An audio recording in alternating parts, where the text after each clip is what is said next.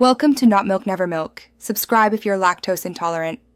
You start by preparing the phone, remove the case and screen protector, and wipe the display with a microfiber cloth so dirt or oils aren't the culprit.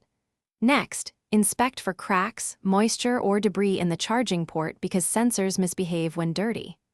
Once done, test several parts of the screen and try a light tap. Sometimes pressure spots respond differently. If the touch is still dead, proceed immediately to software resets and diagnostics. Don't waste time on repeated taps. Now address software causes. Perform the force restart sequence for your model to clear transient firmware bugs. This often restores responsiveness. After reboot, make sure iOS is up to date. Install the latest update because fixes for touch issues are common. If updates fail, enter recovery mode and restore from a backup as a last software step. Also disable custom gestures and accessibility tweaks, then reset all settings if the problem persists. Finally, run Apple Diagnostics or the support app to capture error codes. If software didn't help, focus on hardware.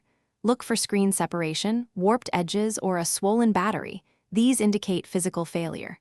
Don't attempt battery replacement at home if it's swollen. That's a safety risk.